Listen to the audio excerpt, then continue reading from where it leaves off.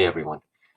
Where we left off, we saw the rise of the fascists in Italy under the leadership of Benito Mussolini, and we saw the rise of the Nazi Party and its takeover of Germany in the 1930s. The consequences of this is a return to war.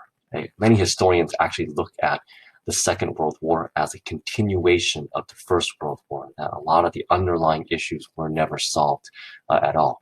And so as a result of this, and when the Nazis take power in Germany, they set about an enormous path towards war once again. So what we're going to do today is it's going to require some listening, and you're going to have to actually sit through and listen to the lecture, because you're going to do a number of things as we investigate the road back to global war. Okay. And in doing so, you're going to go ahead and open the graphic organizer that is in Google Docs. Okay. And then from there is something that should look something similar to this here. Okay. So what you'll do is the following. Okay. First of all, you're going to go ahead and put in the correct location, a series of events. So here's actually the first slide here. Okay. And here's the second slide, which you'll get to. You'll notice that there's a number, a date, a title, and very little print, okay? But there are images and there's definitely stuff to listen to. So what you're going to do is the following. Okay? You're going to go ahead and from there, listen to the lecture as is, okay? And you're going to write down some of the details that you see. So first of all, the date, which is 1922, and the title, Mussolini becomes Il Duce. This will be provided for you in the document. But what you're going to do is you're going to take notes during the lecture in this next column right here where it states lecture notes. Okay? And so as you listen, go ahead and write down some of the key details that are listed here. Okay? And so you're going to do this with the rest of the piece here. So you want to see the Google document that you're actually examining. Again, here we have the date, the title, and then these are the notes that you would take in the lecture. And then from there, you're going to go into the attached textbook section. It's the entirety of chapter 31 in the digital form. If you're going to go into your textbooks at home, it is chapter 15. But you're going to go ahead and read particularly chapter 15 or 31, section 4. Okay, section 4. Other than the ones that are noted with some of these other sections here, section 2, section 3, and so forth. And you're going to sort of add on to the material that you found in the lecture. All in the end to be able to write a statement right here. Okay, because we're going to try to find the causes of the Second World War. So in that, you're going to complete the statement for each event. This leads to World War II because, and then you fill in the blank. Based upon the notes that you've taken here and here, this should lead to a statement in this last column here. Okay, so with that, let's go ahead and begin. And we go all the way back to 1919, okay, with the signing of the Treaty of Versailles. Okay? And if you remember a few things regarding the Treaty of Versailles, there are key things that in the end, Germany and other countries will be frustrated with. For Germany, one, they were blamed for the war. Okay, that's key. The German civilians are going to be frustrated. They're going to be angry. Many of them are going to seek desire revenge as a result of this here.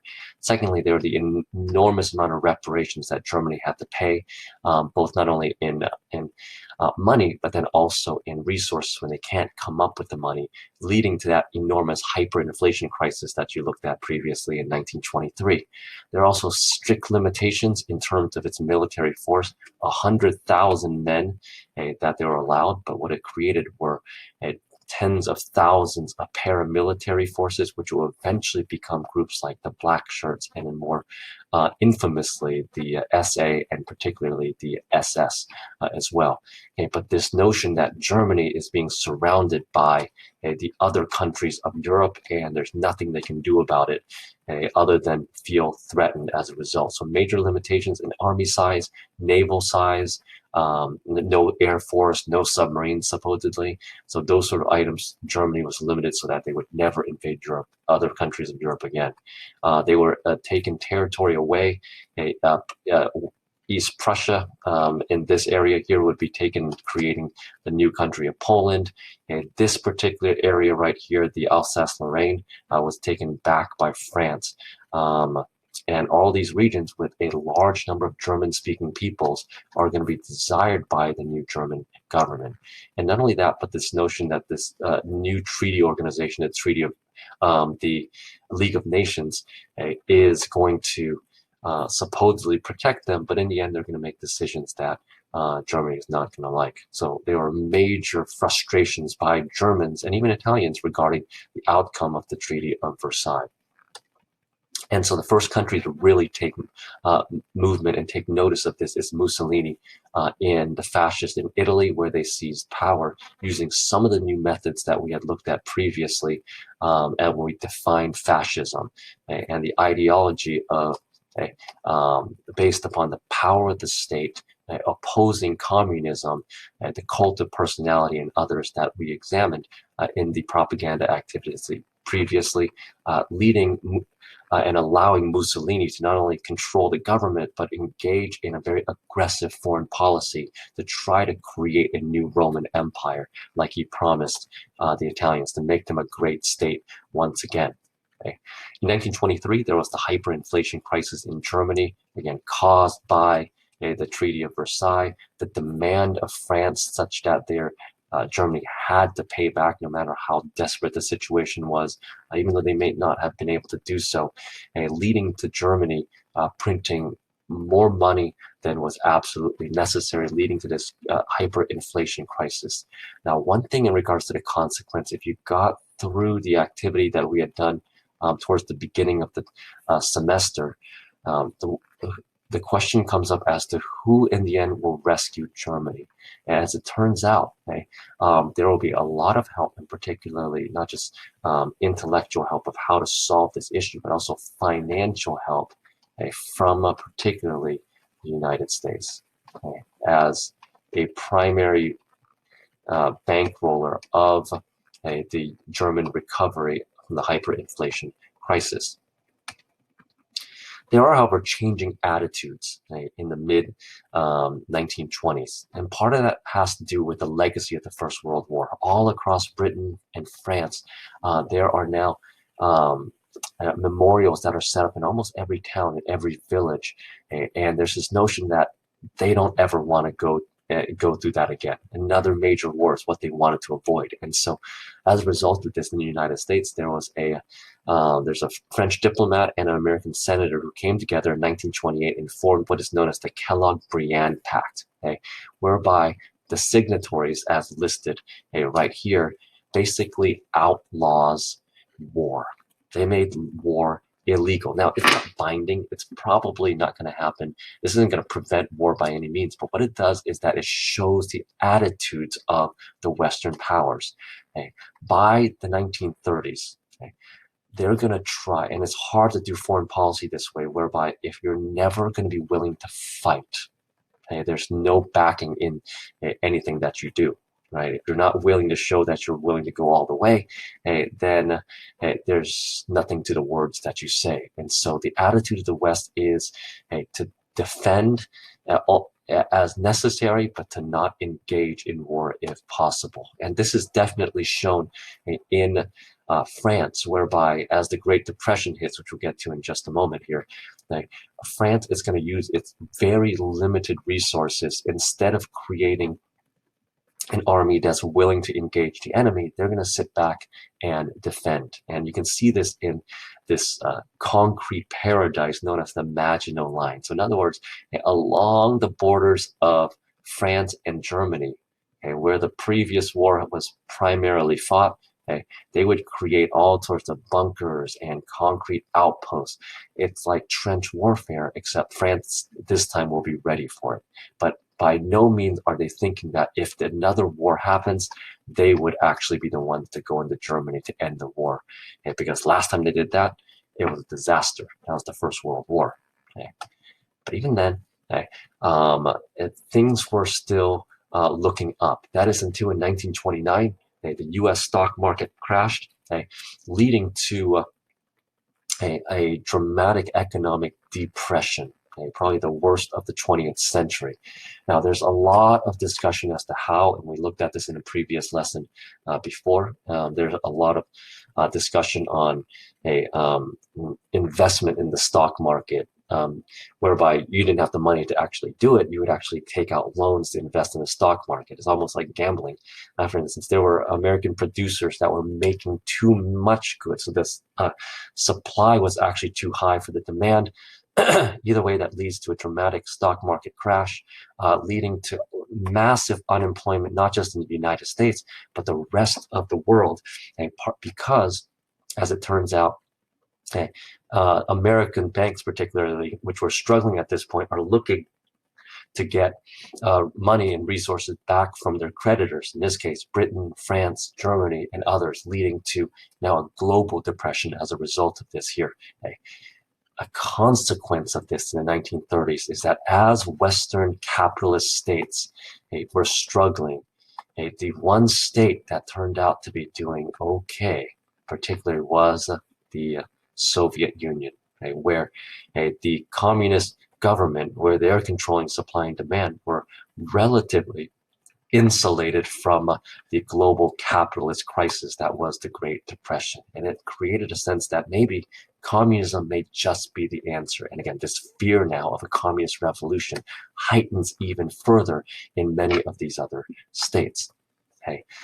In East Asia, Japan is going to go through the problems of the Great Depression, but there are leaders in Japan, particularly more militarist leaders, who are deciding that perhaps the best way to deal with the issue isn't to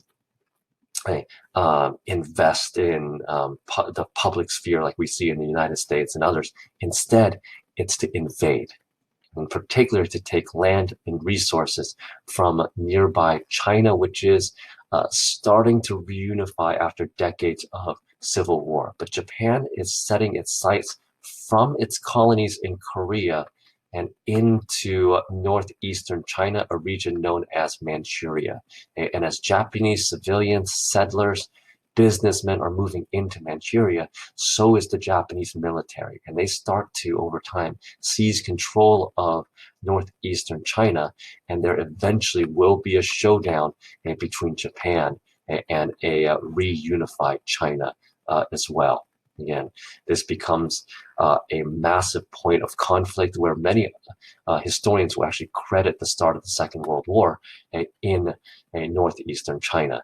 And when the League of Nations decides to finally take some action against Japan and other aggressors, Japan just simply packs up and leaves. In other words, Japan leaves the League of Nations. It doesn't like the decision that's being made. It's particularly careful in saying that, look, why can't we take some other territory? After all, if we think about it, Britain, France, the United States, they all had colonies. Why condemn Japan's attempt to create an empire when all these other states, Britain, France, and others, already had theirs? And so Japan just simply took their stuff and left and said, we disagree. Stop us if you can. And there doesn't appear to be any state that was willing to actually do so. By 1933, you had Fascist Italy, and in 1933, the Nazis were elected to power. We looked at some of the propaganda posters in our previous assignment, so if you haven't already done so, this would be a good time to go back to do that particular and take a look at some of the posters from that particular assignment. But through the democratic process, partially through electoral violence and aggression, through a number of other means here, Hitler seizes power. And in doing so, Germany now becomes a state that is now buying into a program of aggressive war. One that, again, we talked about some of the ideologies of the Nazi Party, right? Things like Lebensraum, the desire of this master German race to take lands in the East for its growing population, the push to eliminate or to deal with what they call the quote-unquote Jewish problem, to also condemn the Treaty of Versailles and to eliminate the various clauses that limited the power of Germany. And so all this the Nazis are going to utilize in the 1930s as justification to expand. But the first group to actually move happens to be Mussolini. Okay, and Mussolini, and again, in the attempt to try to create a new Roman Empire, it goes back to a place that it attempted to conquer in the late 19th century, and that would be Ethiopia. This time around, okay, armed now with the latest and greatest of modern weapons, artilleries, armored vehicles, cars, and others. Okay, this time around, Italy is victorious. Okay, and so with that, the emperor of Ethiopia, Haile Selassie, says something that it turns out to be pretty prophetic. He said this: "It is us today, it will be you tomorrow," because the League of Nations, they acted in a way whereby they didn't take aggressive action to stop something like this. They created an economic embargo on Italy, so they used economic power, but not military power or aid to help Ethiopia. And as a result of this, this last independent state in Africa is conquered by Italy. Okay, but again, this notion that nobody came to the rescue of Haile Selassie and Ethiopia, he saw this as a sign of things to come. Okay, he didn't stop them now, they're only going to get more aggressive. Okay, seeing the success of fascist Italy, and not only that, but the lame reaction of the Western allies to deal with these aggressors, Hitler takes his first major drastic step in action. And what he does is that he goes to a region in Germany. Okay? This is, again, it's the neighboring region between France and Germany called the Rhineland. Okay? And according to the Treaty of Versailles, okay, this is supposed to be a demilitarized zone. In other words, okay, there is no military here, okay, so that there is not ever a threat of invasion of France at this point. So this is no man's land, okay, in this case. So what Hitler does is he sends, of course, the German military in. Now, there have been many things that have been said about Hitler, and the one thing I would say that is definitely true about Hitler is that he is a gambler. So in other words, he is going to take some risks based on what he sees. Not that he was brilliant or anything, but look, he's a risk taker. And by sending in the German military, very easily the French probably could have counteracted, invaded Germany like they did with the hyperinflation crisis, eliminated German army here, and there's a chance that because they do, Hitler gets overthrown because his support wasn't always 100%. But instead, France decides to speak. They condemn this, but they don't take real action, and as a result, the Rhineland gets remilitarized, and what it does is that it emboldens Hitler, right? Saying, look, these people aren't going to act, right? I can see their faces, right? I can read their faces. They're not going to respond to the things that I do, right? And David Lowe's cartoon here demonstrates this quite well here. Okay? Hitler jumping over and stepping over, the spineless leaders of democracy who will choose not to act on these circumstances here. He's going to protect his flanks. In 1936, a alliance is formed between Nazi Germany, Fascist Italy, and militant Japan. They're not going to come to the aid of each other that frequently. Now, Germany and Italy will here and there, but they're really not going to coordinate strategy all that well. There's very little contact between Japan and the other European powers. But what it does signal is that there is a similarity in policy between these countries, and they at least will say they're not going to contest each other for aid. In 1936, the Spanish Civil War begins. So civil war is being fought, but one of the groups that is fighting in the civil war is a fascist government under the leadership of Francisco Franco. And what Franco does is that he's searching for help, and where better to get help than his fascist counterparts in Germany and Italy. And so Hitler and Mussolini decide that this is a really good opportunity to test out some of their new weapons, new armored warfare in what Germany is eventually going to call blitzkrieg. This is a new style of war. We'll get to that later on. But basically, this becomes a test case as to how to fight a modern war. And that includes in 1937, as the Civil War outrageous, with German weapons, German and Italian weapons, sometimes German and Italian quote unquote volunteers that actually went to Spain to fight. They end up really fixing and testing some of these new weapons, including the usage of aerial bombardment. And one of the first places that we see where bombers from the air are dropping bombs on a civilian population is in the Spanish town of Guernica, that is shown here in this picture by the famed artist Pablo Picasso here. This is the bombing of Guernica. But also it's a sign of things to come in terms of what this next war is going to be about. It's not just simply the military. It's going to be civilians that will pay the cost for this here. And we see this more dramatically in 1937, when a lot of historians will credit the beginning of the Second World War, when Japan invades China outright.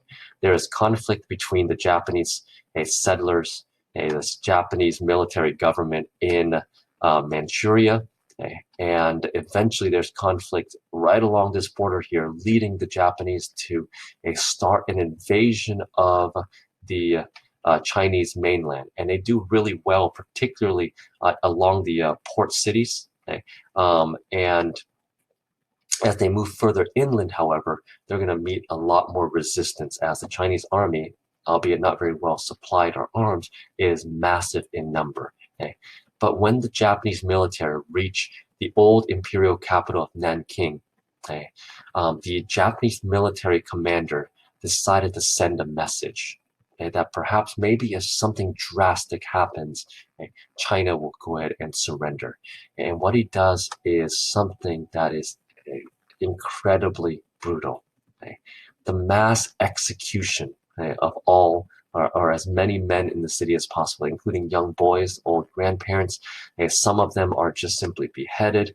Others are used as live bayonet practice, like we see in some of these images here and here.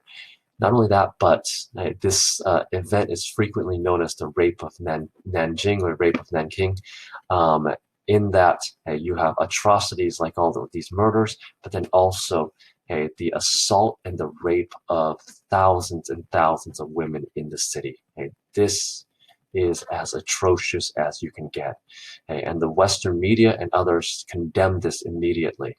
But again, they're not doing much other than speaking some words, maybe using some economic embargoes against Japan, but really they're not acting in a warlike fashion. But unfortunately, what happens here in Nanjing will be something that occurs all across the world throughout the scope of this next war.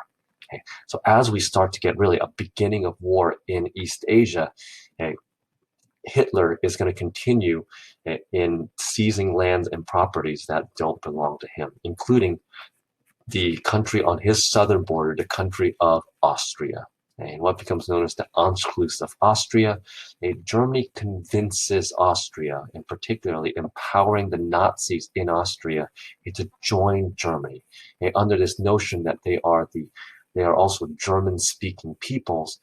As a result, Austria ends up as a part of Germany without any resistance whatsoever. If you've ever watched The Sound of Music at any point, you're going to find that the events of this movie is set during this particular time when Austria ends up in the hands of Nazi Germany. So now Austria, without firing a shot, ends up as a part of Germany. Then Hitler sets its sight on the next country. So the next one happens to be Czechoslovakia, whereby if you look at this map right here, Germany is here.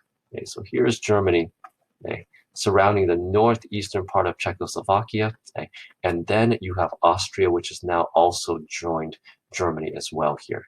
So Czechoslovakia, in a lot of ways, is at least the western part. The Czech part is completely surrounded by this new entity called Greater Germany. And Hitler goes to the Czech government and says, hey, all of these regions right here, they happen to be full of people who speak German. So remember this notion of ultra-nationalism, right? That these people, I know they live in Czechoslovakia, but they're really our people. Okay, so the Germans say this is known as the Sudetenland. Okay, and so Germany starts to move military forces in to the border, around the border of Czechoslovakia, and now they're going to bring in the diplomats, saying, give this territory to us, give it to us now, fearing that this will lead to another war like the Second World War. The Czech government looked to the French and the British for help. As it turns out, they do arrive, but they act in a way without the permission, really, of the Czech government. And so Prime Minister Neville Chamberlain of Great Britain meets with Adolf Hitler, amongst other representatives, and they strike a bargain. They strike a deal in what is known as the Munich Conference, whereby Britain basically gives up the Sudetenland. So again, just again, without firing a shot, Germany adds more territory, and the Western allies, Britain and France, are willing to concede this territory, even if it is not theirs. Chamberlain goes home with a peace treaty in hand, and he says to his people, I have secured the peace in our time. What it does, however, is that it empowers Hitler to be even more aggressive than ever before. This political cartoon, or these two here, really demonstrate, in a lot of ways, the Chamberlain and the British giving in to the desires and demands of Nazi Germany. This illustration here of the eventual gobbling up of Czechoslovakia. Now, the Czech government ends up, the Slovakian government actually in the eastern part strikes a deal with Germany. The Czech government ends up losing control, and all of Czechoslovakia ends up in the hands of Greater Germany as a result, such that by 1938, all of a sudden now, Germany is expanding its borders here, here, here, and the rest of this as well. And what you can imagine they're looking at is territory that they have lost as a result of the Treaty of Versailles here. This was formerly German territory, and when they talk about living space for the quote-unquote master race, it's all going to be in this direction here. But Germany does something very, very strange in 1939. And what they do is Germany and the Soviet Union, and again, one thing to keep in mind here is that Germany and under Nazi ideology, they believe in this eventual destruction of the Soviet Union and communism. In a lot of ways, these two are arch enemies, where they both know that a showdown is coming here. But what they decide to do all of a sudden is they join together and they sign a non-aggression pact. So in other words, these two supposed enemies are going to say, haha, let's go ahead and be friends of sorts. And why are they friends? Because both of them now are setting their sights on their neighbor, the new country, the re-established country of Poland. Again, this is former German territory.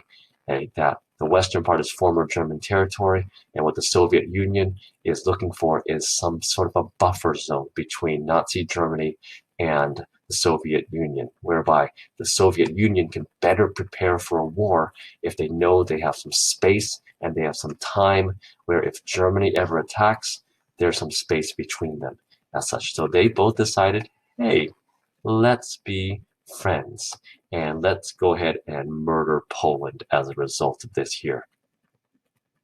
But you can imagine, and here's the imagery of this next cartoon, it's really, this friendship isn't going to last, right? The notion of two friends saying, hey, let's have a friendly walk, but obviously with some pistols in hand as well.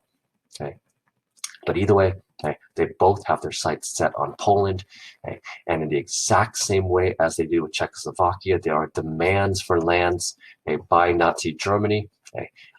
And this time around, finally, and this isn't on your assignment, but finally, Great Britain and France says, look, enough is enough. You've taken enough. If you dare invade Poland, we will declare war on you. And in September 1st, 1939, we have the official start of the Second World War as Germany invades Poland, and the beginning of the worst war in human history. All right, go ahead and finish up that assignment using your textbook and make sure you find the causes that lead to the Second World War by this lecture from the textbook as well. All right, good luck, guys.